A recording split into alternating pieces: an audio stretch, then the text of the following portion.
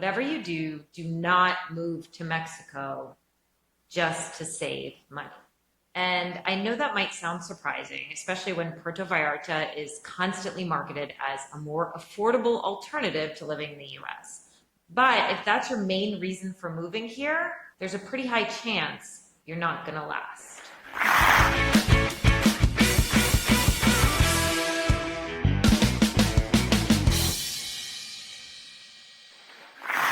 Hola, hola, I'm Dyani Leal, real estate broker and investment consultant based out of Puerto Vallarta and Banderas Bay, Mexico. I represent Dyani Investment Realty, turning your dreams into reality.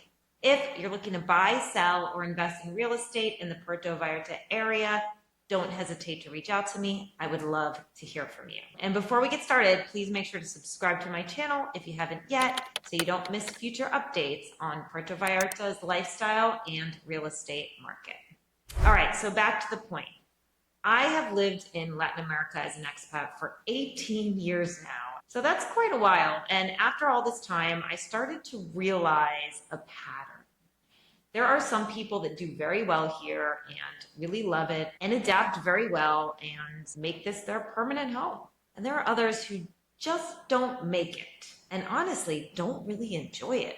And so after a while, I started noticing this pattern that the people who really weren't enjoying it were mostly the people who moved here just to save money. And they weren't just struggling financially, but they also struggle to be happy here. All right, so first let's talk about the reality of lower cost of living. There are absolutely ways to live here for less. Real estate, for example, can be much more accessible. Day-to-day expenses can be lower, and your money can often go further than it would in many US coastal cities. But what people don't always factor in is what comes with that. You're not just changing your expenses, you're changing your environment, your systems, your expectations, and your pace of life. I'm sure you've heard of the mañana mentality, right? My favorite quote about that is someone once explained it to me as, mañana doesn't mean tomorrow.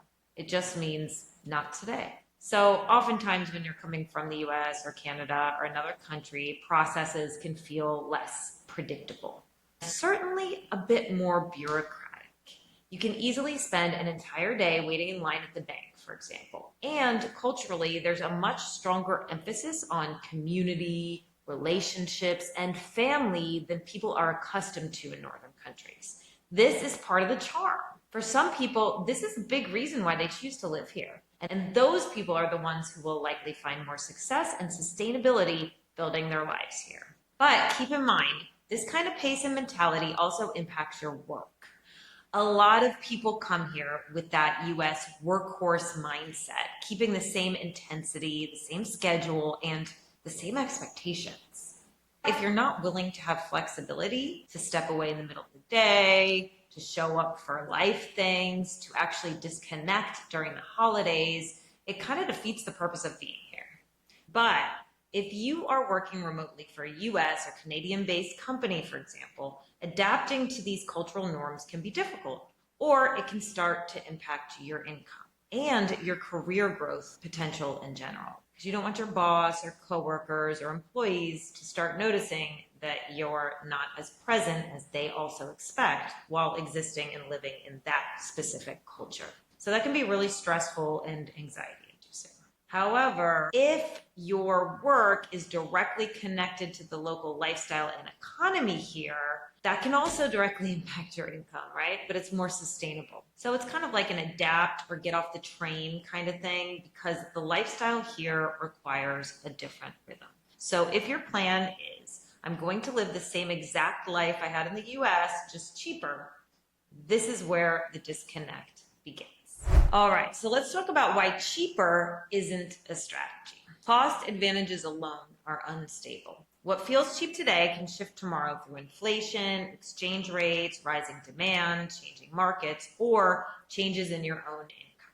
Even people who are retired on a fixed income and living in a cheaper country can still feel highly sensitive to exchange rate moves, HOA increases, healthcare surprises, inflation, rent increases, of traveling back home. And if someone moves here just because they're trying to save money, then any sort of increase in their expenses that's unforeseen kind of feels like betrayal.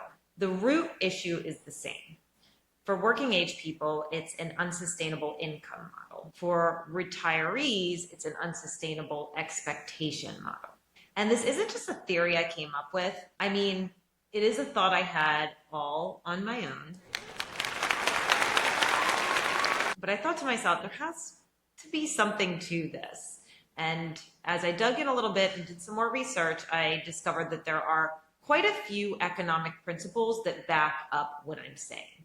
So these are some examples. Comparative advantage, which means economies specialize differently and opportunities differ by place. Human capital transferability, which anybody who has lived or tried to work abroad probably understands. Your skills and income don't always transfer equally across borders. And social capital / embeddedness, which means local relationships create economic resilience. So there's a lot to think about when it comes to supporting yourself abroad. It isn't just a black and white income to expense thing.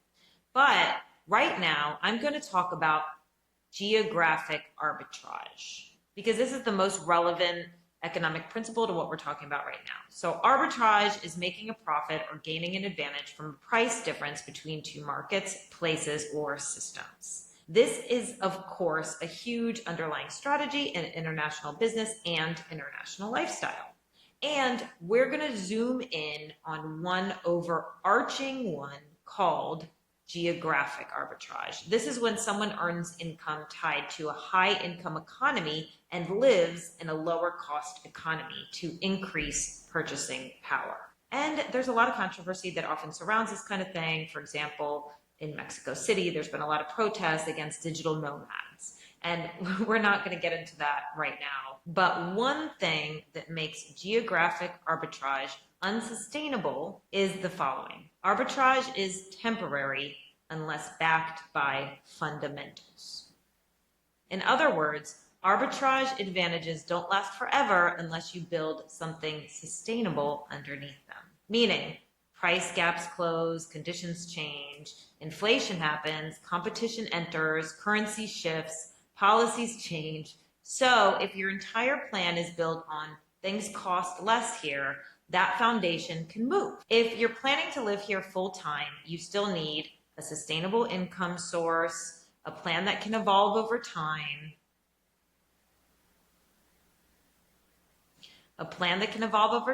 and in many cases, some level of integration into the local economy. And if you're retired, you can likely make your fixed income, savings, or investments work for you. Mexico is going to be a better choice for you if you value the lifestyle and culture and are coming here for more than just the cost of living advantage. The people I've seen truly thrive here in the long term are the ones who build a life within Mexico, not the ones trying to consume Mexico like a discount version of somewhere else, which I'm sure if you're watching this video is not what you're trying to do, but it's just something to keep in mind when it comes to subconscious behaviors and perceptions. All right, so let's talk about what actually works. The people who love living here and stay are the ones who came for more than just the price point. They came for the lifestyle, the pace of living, like they actually like it, the sense of community, the connection to where they live here. Now, of course, they still appreciate that their money can go further here, but that's not the foundation of their choice to live here. It's just one piece of the bigger picture. Now, compare that to the people who come here primarily for reduced cost of living. They tend to feel frustrated, compare everything constantly, complain, like a lot, blame everything on Mexico, when everywhere in the world has problems, and eventually leave because the expectation was misaligned from the beginning and it was never sustainable to begin with. If you're thinking about moving to Puerto Vallarta, my advice is simple. Don't come here just to spend less. Come here because you genuinely want to build a life here.